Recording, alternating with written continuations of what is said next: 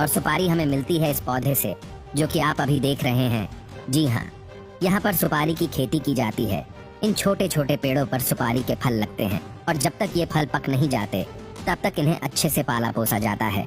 जब ये सुपारी का पौधा अच्छे से बड़ा हो जाता है, इसके फल को पौधे से अलग कर लिया जाता है। इसको भी अलग करने का प्रोसेस ठीक वैसा ही होता है।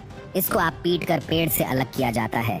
उसके बाद उसे कड़ी धूप में सूखने के लिए रख दिया जाता है। ऐसा करने की वजह ये होती है कि सुपारी के फल के अंदर जो नमी होती है वो निकल जाए और अच्छे से फल सूख जाए। जब यह सुपारी का फल सूख जाता है तब जाकर उसको महिलाओं के हवाले कर दिया जाता है, जो इस पल में से सुपारी का दाना निकालती है। आप देख सकते हैं कि कैसे महिलाएं अपने हाथों पर पट्टियां बांधकर इस फल में से उस दाने को निकाल रही है। वैसे तो ये काम बहुत ही तकनीक भरा है, जो कि जोखिम भरा भी है। तेज धार वाले हथियार की तरफ बिना देखे ये कैसे सुपारी को काटे जा रही है। अब इस सुपारी के दाने को बहुत ही गंदे और बेकार लाल रंग के केमिकल में उबाला जाएगा। ऐसा इसलिए किया जाता है क्योंकि कोई जब भी तम्बाकू खाए तो उसका मुंह तम्बाकू के रंग से लाल हो जाए। आपको बता दें कि इसको उबालने के लिए किसी और लकड़ी की नहीं बल्कि सुपारी की उस छाल का ही इस्तेमाल किया जाएगा जिससे ये निकला था। जब यह अच्छी तरह से केमिकल के साथ घुल मिल जाता है तब उसको सुखाने के लिए रख दिया जाता है। इसके बाद जब ये सूख जाता है तो उसके छोटे छोटे टुकड़े किए जाते हैं।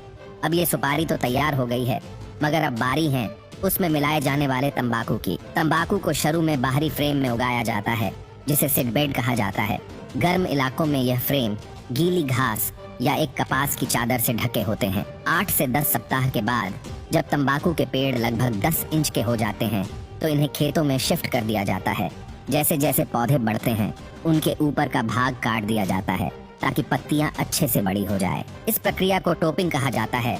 90 से 120 दिन के बाद तंबाकू के पौधे कटाई के लायक हो जाते हैं।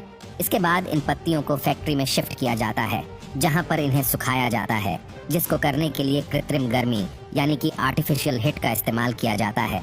जब यह भूरे रंग की हो जाती है तो इन्हें अलग करके छोटे छोटे टुकड़ों में बांट दिया जाता है, जिससे ये असली तंबाकू के रूप में आ जाती है। और तंबाकू के अंदर कांच डाला जाता है। उसको डालने के लिए कांच की बोतल को मशीन के अंदर डाला जाता है और फिर मशीन उसको इतना बारीक पीस देती है कि ये एक पाउडर बन जाता है।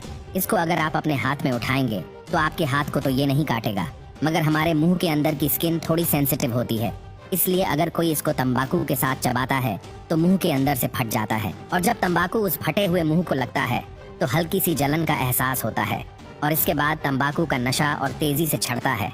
इसके बाद सुपारी के मिश्रण और तंबाकू के पदार्थ को कथा पान मसाला के साथ एक कांच का पाउडर मिलाकर मशीन के अंदर डाल दिया जाता है।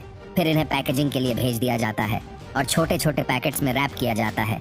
तो दोस्तों, यह था पान मसाला बनाने का पूरा प्रोसेस। आपने देखा, इसमें सारी चीजें